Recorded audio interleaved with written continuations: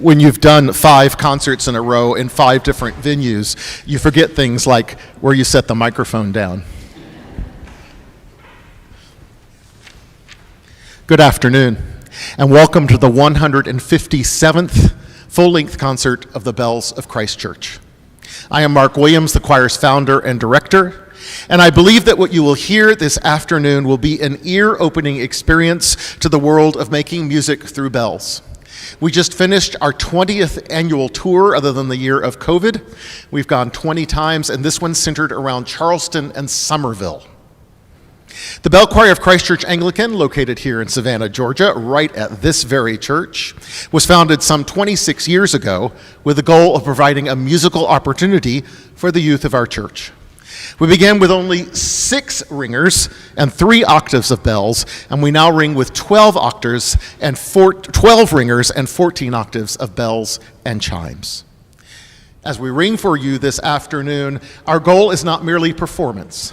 We hope to expand your experience of what handbells can offer as instruments of musical expression, to share a bit about the amazing history of bells and handbells, and even possibly to touch your hearts, all to the glory of God. Here is the Appalachian folk song, How Can I Keep From Singing?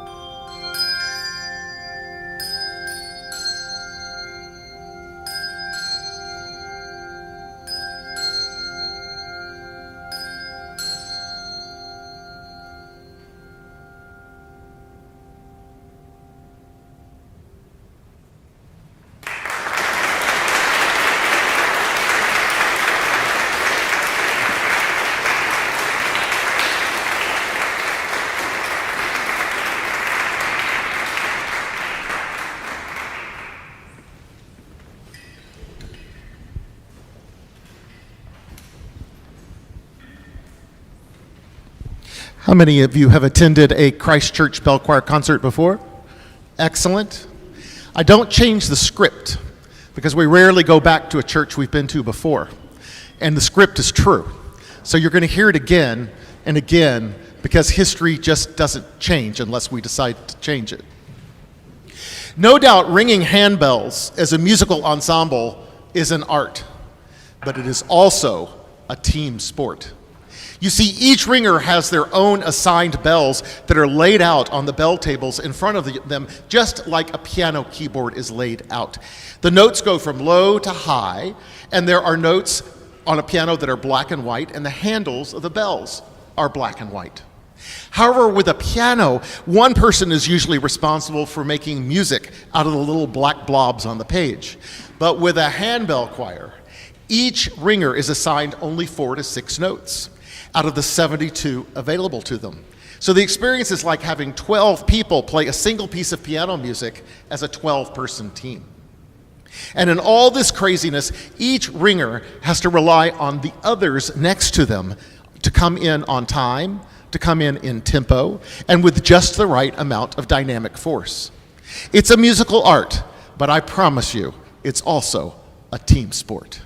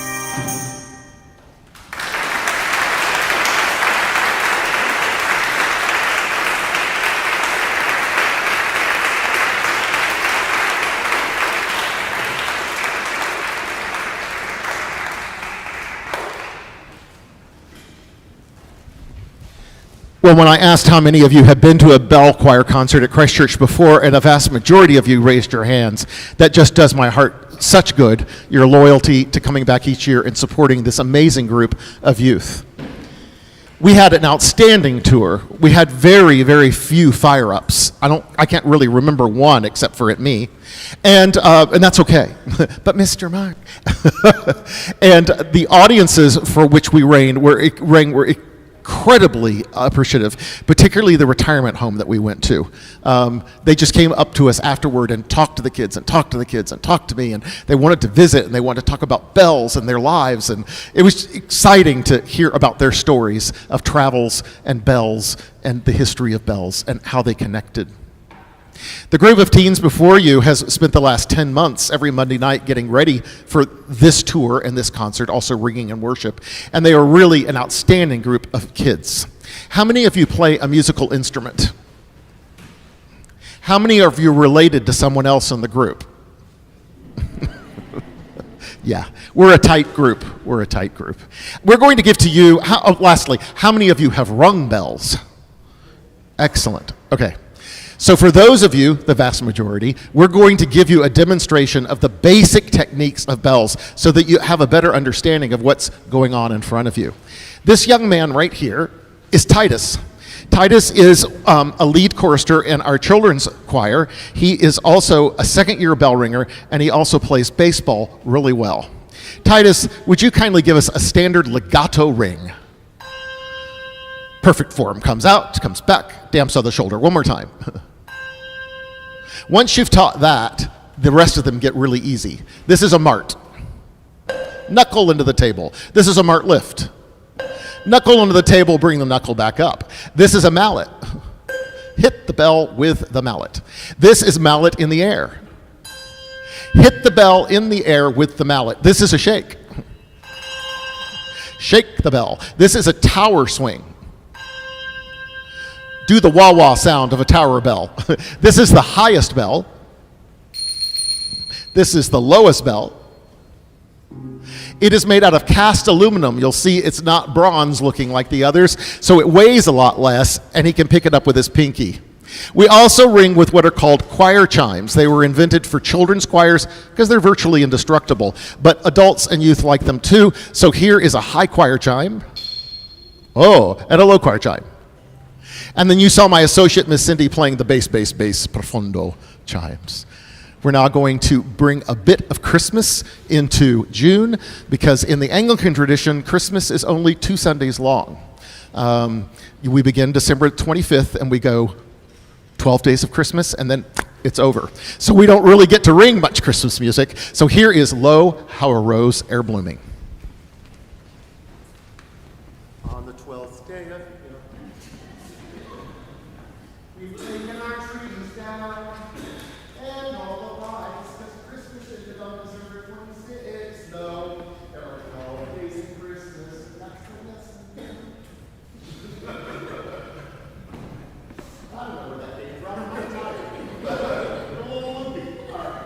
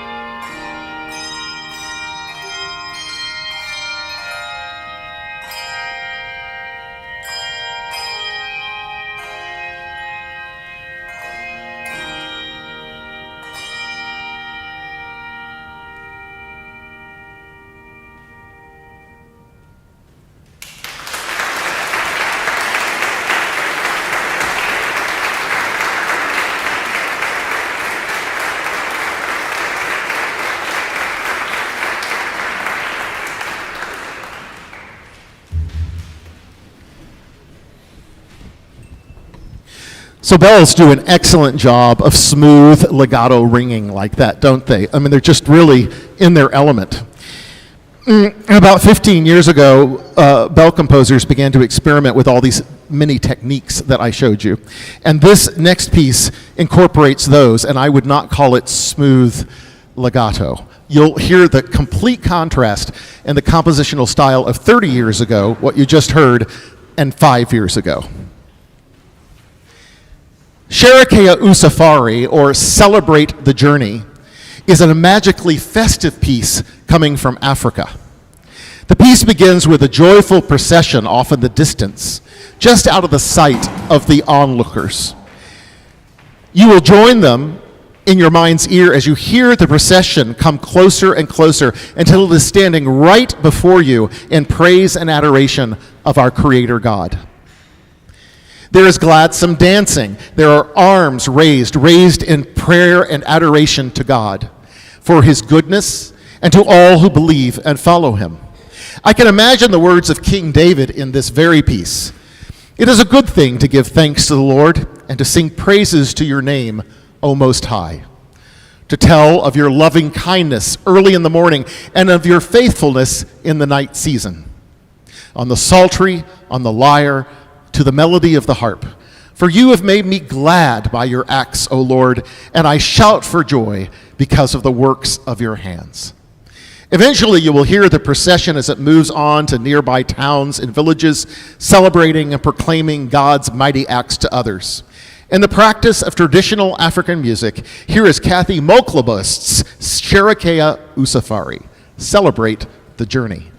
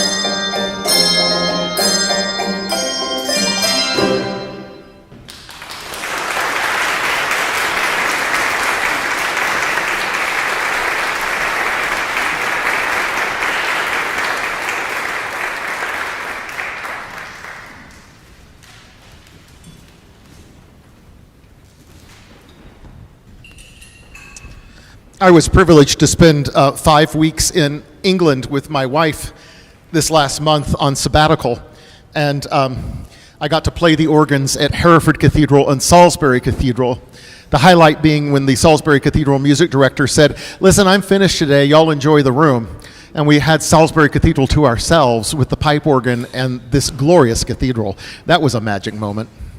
We also woke up in the Cotswolds over the 2 weeks we were there, many mornings, to change ringing going on in the parish church bell towers. Da da da da da, and you just hear it waft. The wind would bring it back into our bedroom, and then it would waft away again. Well, you see, handbells actually find their origins in merry old England. In bell towers strewn across Great Britain, bells are rung in numerical sequences called changes. We went to Old St. Michael's in Charleston this morning for worship. At the end of worship, we stood out on the front of the church and listened to, from the tower, ba-da-da-da-da-da-da-da-da-da-da-da. It was magical. This sequential ringing of bells, called change ringing, has a long tradition, and it is always performed completely by memory. With only 12 bells, a change ringing team can ring over 5 million sequences without repeating a one of them. Some changes, or what are called peals, last for hours, and yes, they require practice, tons of practice. In order for the bell ringers to not have to practice in the cold, damp bell towers in England, bells were fashioned with handles on them, much like the ones you see before you this afternoon. This so that the change ringing teams in England could practice in the warmth of the indoors or their local pub. But even these smaller bells proved to be annoying to the locals after hours of rehearsal time. So practice bells were eventually fashioned out of wood with absolutely no clappers in them. And, you guessed it, they were called dumbbells. Interestingly, these dumbbells were found to build up the muscles in the ringer's arms, so they eventually found their way into gymnasiums. And you can see clapperless wood practice bells, as well as gymnasium dumbbells, as well as change ringing bells out in our Bell Museum in Hebron Hall. We're now going to ring a tone poem. A tone poem is a piece of music that in your mind's eye tries to create scenery or scenes through the music. This one was written for the composer's childhood friend who died of cancer at about age 13. The piece will take you through his life theme, his battle with cancer theme, his pain theme, his remission theme, his reoccurrence, his eventual death, and then he's going to be with the Lord Jesus in heaven. Here is Elegy by William Payne.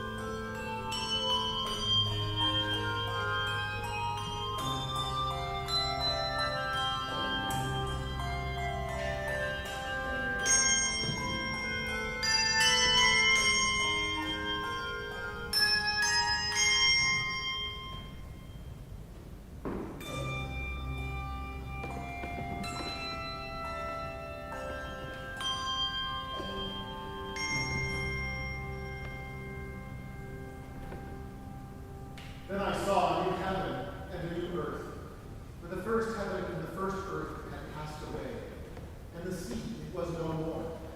And I saw the holy city, New Jerusalem, coming down out of heaven from God, prepared as a bride adorned for her husband. And I heard a loud voice from the throne saying, "Behold, the dwelling place of God is with man. He will dwell with them, and they will be his people. And God himself will be with them as their God. He will wipe away every tear from their eyes, and death shall be no more. Neither shall there be mourning, or cry, nor pain anymore, for the former things have passed away." The word of the Lord.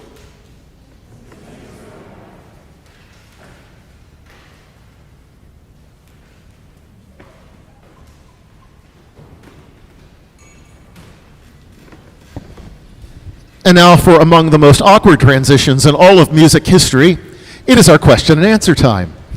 If you have any questions at all of me about the choir, don't worry, I have LifeLock, $9.95 a month, it works. Some people ask me my bank number. Any questions at all? Yes, sir.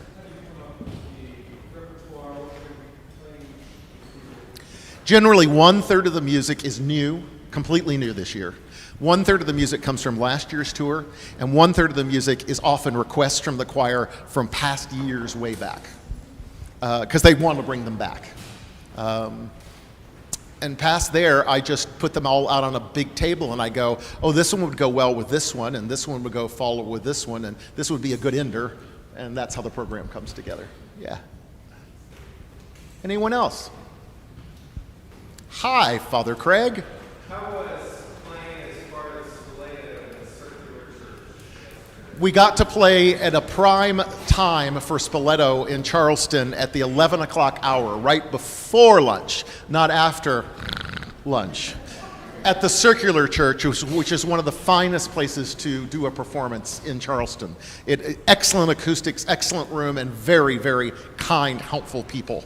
It was well attended, and we got a 5-minute talk on the history of the church, where it came from, and how many buildings have stood on that site, which is 4. Fires and earthquakes and, stuff.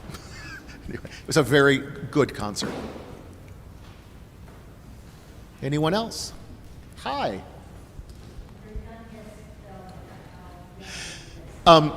This year, my youngest bell ringer is a 7th grader. My oldest, well, we won't talk about my wife and Miss Cindy and Michelle, the choir moms and dads. I have a 6th grader? You're in 6th grade? You'd never know it. She's probably graduated from 6th, so she qualifies as 7th grade. Does she, Dave? Yeah, I don't know, yeah. And then, let's see, Elias has been in the bell choir. He's now in like your senior year of college and been in the bell choir since 8th grade.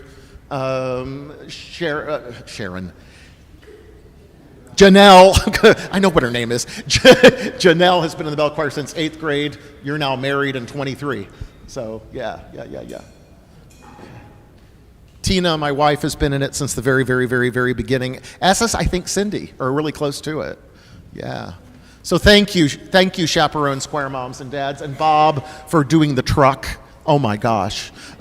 All the equipment on and off and on and off and on and off. Well, that's it. Well, we're now going to ring another piece for Christmas. This is the French Patapan. Have fun.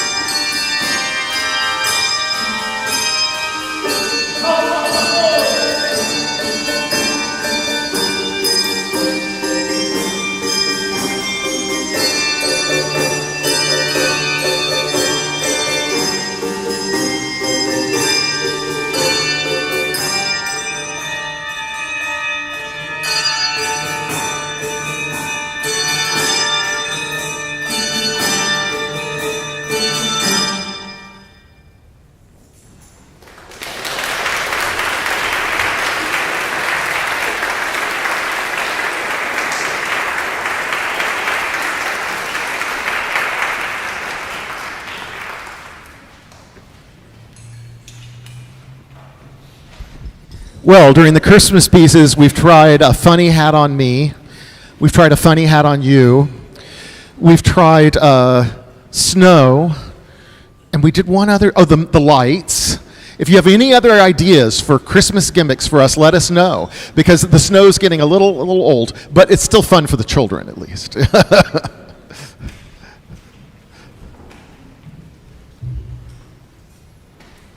Sometimes concert goers liken our bell choir to a small orchestra. Sometimes they tell me how very impressed they are with the talent and dedication of these fine young people. Sometimes they tell me they even want to get up and dance. And sometimes they tell me it kind of looks like a circus. Well, you'd be closer to the truth than you'd think.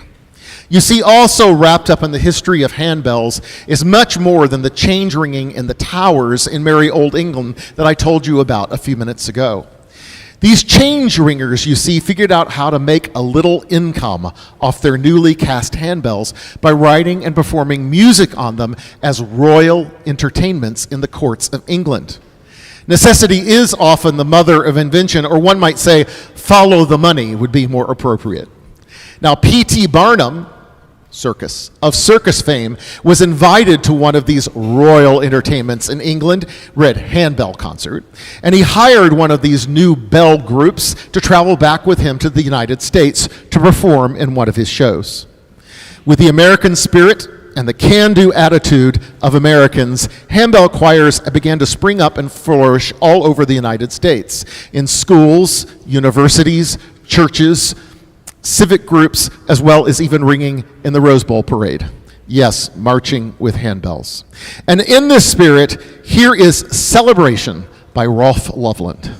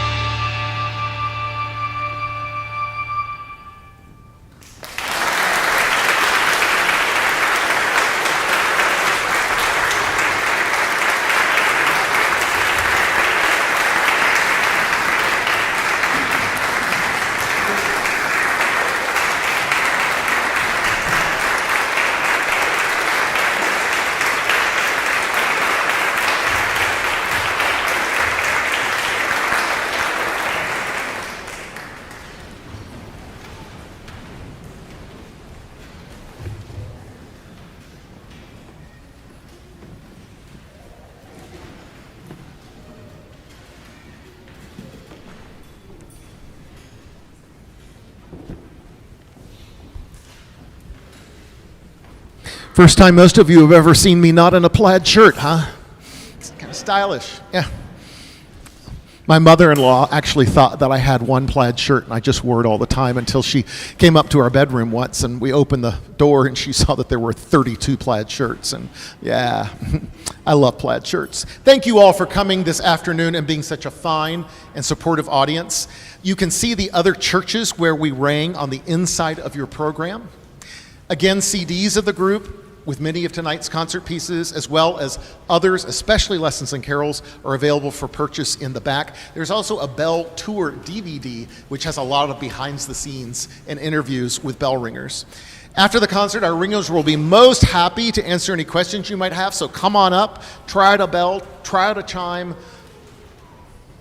Thank you again for being here this afternoon, and for the ladies who prepared the feast that you're going to have afterward in Hebron Hall. Yes, we do have a reception, so thank you to them especially. Our next piece, Towers, wraps up our history of handbells and handbell ringing, as the piece is based on English change ringing. It is also a tone poem, creating scenes in your mind. You'll hear morning, day, sunset, evening, twilight, 4 a.m., and then sunrise as the sun comes back up on God's beautiful creation. Here is Towers by Kathy Moklebust.